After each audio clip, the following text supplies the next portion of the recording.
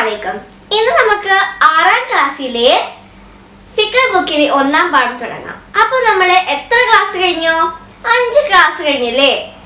1 2 3 4 5 ഒന്നൊഴികെ ബാക്കിയുള്ള 4 ക്ലാസ്സിലും നമ്മൾ ഫിഖ് പഠിച്ചിട്ടുണ്ട് അല്ലേ? ഫിഖ് പറഞ്ഞാൽ എന്താ? കർമ്മശാസ്ത്രം അല്ലേ? നമ്മൾ എപ്പോഴും ഫിഖ് തുടങ്ങുമ്പോൾ എന്തിനെ കുറിച്ചായിരിക്കും ആദ്യം തുടങ്ങാം? നിസ്കാരം, അല്ലെങ്കിൽ വുളു, അല്ലെങ്കിൽ സക്കാത്ത്, അല്ലെങ്കിൽ നോമ്പ്, അല്ലെങ്കിൽ ഹജ്ജ്, ഇങ്ങനത്തെ കാര്യങ്ങളായിരിക്കും അല്ലേ? പക്ഷെ നമുക്ക് അറിയുന്ന ഒരു ടോപ്പിക് ആയിരിക്കും. പക്ഷേ അത് നമ്മൾ പഠിക്കുമ്പോൾ അത് നമുക്ക് അറിയാത്തതായിരിക്കും.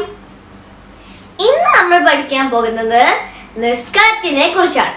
അപ്പൊ നമുക്ക് തുടങ്ങാം. നമ്മള് പുതിയ പാഠം തുടങ്ങുമ്പോ ദുആ ചൊല്ലണം അല്ലേ? നമുക്ക് തുടങ്ങാം. ബിസ്മില്ലാഹിർ റഹ്മാനിർ റഹീം.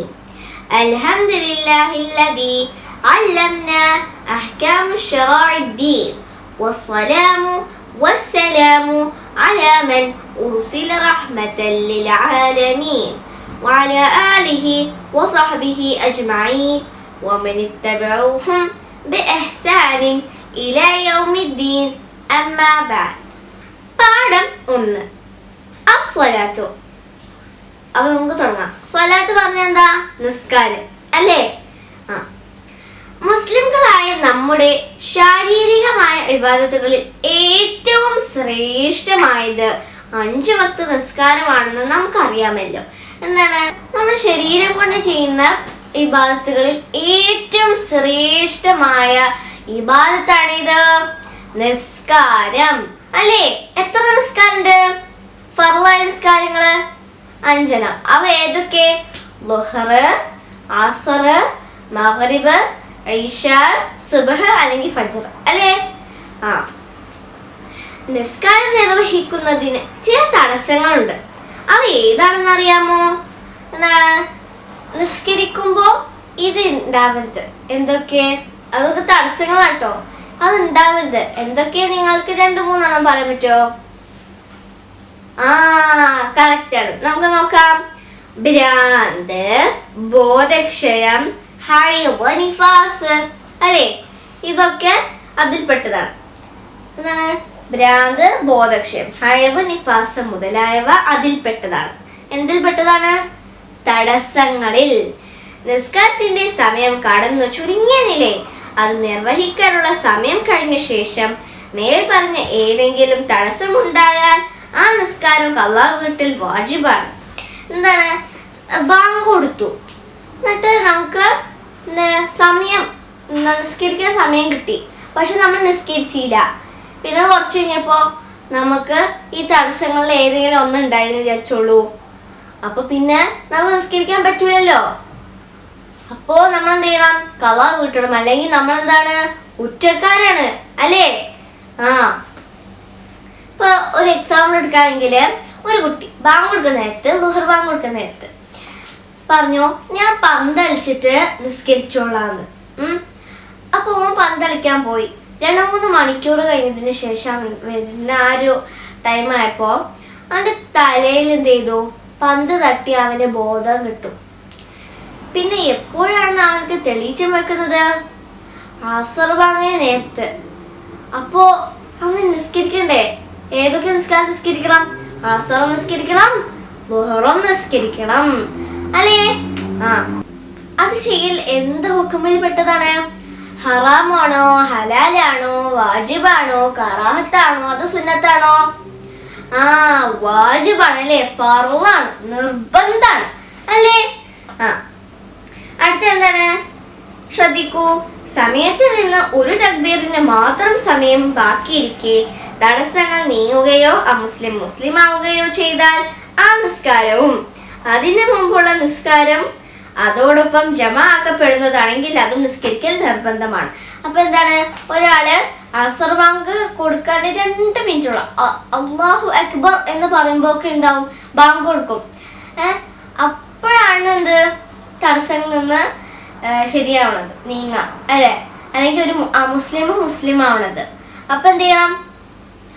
ആ നിസ്കാരവും അതിന് മുമ്പുള്ള നിസ്കാരവും അത് ജമാഅക്കപ്പെടുന്നതാണെങ്കിൽ ആ നിസ്കാരം നിസ്കരിക്കൽ എന്താണ്?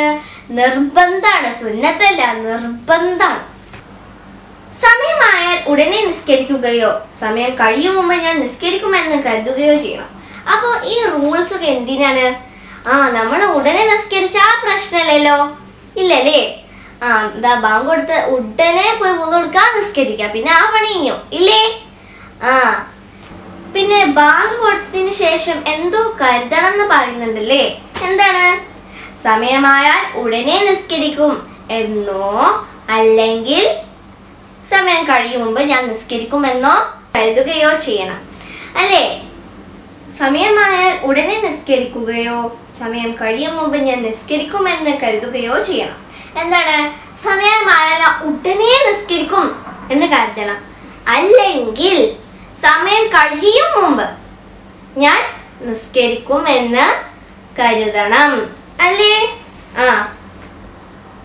ഇല്ലെങ്കിൽ വല്ല കാരണത്താലും നിസ്കരിക്കാൻ കഴിഞ്ഞില്ലെങ്കിൽ അവൻ കുറ്റക്കാരനാകുന്നതാണ്. എന്താണ്? ഏതെങ്കിലും തടസ്സം ഉണ്ടായാൽ നമ്മൾ അങ്ങനെ നീയത്ത് വെച്ചില്ല, നമ്മൾ നിസ്കരിച്ചില്ല, പിന്നെ ഏതെങ്കിലും തടസ്സം ഉണ്ടായാൽ എന്താവും? നമ്മൾ കുറ്റക്കാരാവും, അല്ലേ? അപ്പൊ നമ്മൾ എന്ത് ചെയ്യണം? നീയത്ത് എന്ന് വെക്കാൻ ശീലിക്കണം. ഖാല സല്ലല്ലാഹു അലൈഹി വസല്ലം, നബി സല്ലല്ലാഹു അലൈഹി വസല്ലം തങ്ങൾ പറയുന്നു, അസ്സലവാത്തുൽ ഖംസു, 5 വക്ത് നിസ്കാരം, വൽ ജുമഅതു ഇലാ ജുമഅതി, ഈ ജുമ മുതൽ അടുത്ത ജുമ വരെ, വ റമദാനു ഇലാ റമദാനി, ഈ റമദാൻ മുതൽ അടുത്ത റമദാൻ വരെ, മുകഫിറത്തുൽ ലിമാ ബൈനഹുന്ന ഇദാ ജതുനിബത്തിൽ കബാഇർ, എന്താണ്? ഇതിനിടയിൽ ചെയ്ത ദോഷങ്ങൾ പൊറുക്കപ്പെടും, വൻദോഷങ്ങൾ ഒഴികെ. അപ്പൊ വൻദോഷങ്ങൾ 4 പറഞ്ഞേ: സിഹ്ർ, സിനാ, ഖത്ല്, സരഖത്ത്, അല്ലേ? നമുക്ക് തദ്രീബാത്ത് നോക്കിയാലോ? തദ്രീബാത്ത് 1. ഉത്തരം പറയാം. 1. നിസ്കാര സമയമായാൽ എന്ത് ചെയ്യണം? സമയമായാൽ ഉടനെ നിസ്കരിക്കുകയോ സമയം കഴിയും മുമ്പ് ഞാൻ നിസ്കരിക്കുമെന്ന് കരുതുകയോ ചെയ്യണം.